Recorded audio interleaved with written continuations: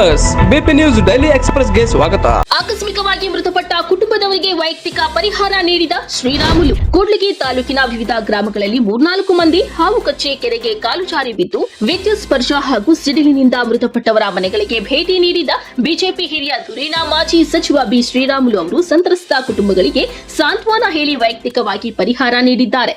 ಕೂಡ್ಲಿಗಿ ವಿಧಾನಸಭಾ ಕ್ಷೇತ್ರದ ವಿವಿಧ ಗ್ರಾಮಗಳ ಮುಖಂಡರು ಹಾಗೂ ಕೂಡ್ಲಿಗಿ ಮಂಡಲ ಬಿಜೆಪಿ ಅಧ್ಯಕ್ಷರು ಹಾಗೂ ಮುಖಂಡರು ಉಪಸ್ಥಿತರಿದ್ದರು. ಬ್ಯಾನರ್ಗಳಲ್ಲಿ 60% ಕನ್ನಡ ಕಡ್ಡಾಯಕ್ಕೆ ಮನವಿ.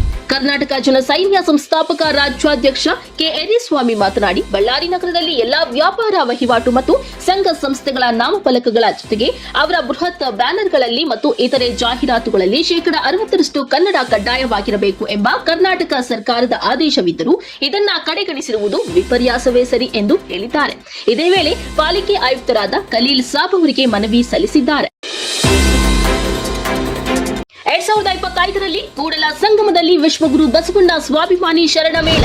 ಬಾಗಲಕೋಟೆ ಜಿಲ್ಲೆಯ ಹುನಗುಂದ ತಾಲೂಕಿನ ಹುವನೂರು ಕೂಡಲ ಸಂಗಮ ಕ್ರಾಸ್ ಬಳಿ ಧರ್ಮಗುರು ಬಸವಣ್ಣನವರ ದಿವ್ಯ ಸಾನ್ನಿಧ್ಯದಲ್ಲಿ ಸ್ವಾಭಿಮಾನ ಶರಣ ಮೇಳ ನಡೆಯಲಿದ್ದು, ಪೂಜ್ಯ ಶ್ರೀ ಸದ್ಗುರು ಡಾಕ್ಟರ್ ಚನ್ನಬಸವಾನಂದ ಸ್ವಾಮೀಜಿ ನೇತೃತ್ವದಲ್ಲಿ ಈ ಶರಣ ಮೇಳದಲ್ಲಿ ಬೀದರ್ನ ಬಸವ ಮಂಟಪ ಪೂಜ್ಯ ಶ್ರೀ ಸದ್ಗುರು ಮಾತೆ ಸತ್ಯದೇವಿ ಅವರು ವಹಿಸಿಕೊಳ್ಳಲಿದ್ದಾರೆ. ಈ ಕಾರ್ಯಕ್ರಮವು ದಿನಾಂಕ ಜನವರಿ 12ರಂದು ವೈದಿಕ ದೇವೀಕರಣ ಮತ್ತು ಚಿಂತನಾಗೋಷ್ಠಿ, ಜನವರಿ 13ರಂದು ಸ್ವಾಭಿಮಾನಿ ಶರಣ ಮೇಳದ ಉದ್ಘಾಟನೆ ಹಾಗೂ 14ರಂದು ಸಮುದಾಯ ಪ್ರಾರ್ಥನೆ, ಸಾಮೂಹಿಕ ಇಷ್ಟಲಿಂಗ ಪೂಜೆ ಜರುಗಲಿದೆ. ಹಾಗೆ ಭಕ್ತಿಗಣ ಅನುಗುಣವಾಗಿ ದೇವರ ದಾಸೋಹಕ್ಕಾಗಿ ದವಸ ಧಾನ್ಯಗಳು ಕೊಡಬಹುದು ಎಂದು ತಿಳಿಸಿದ್ದಾರೆ.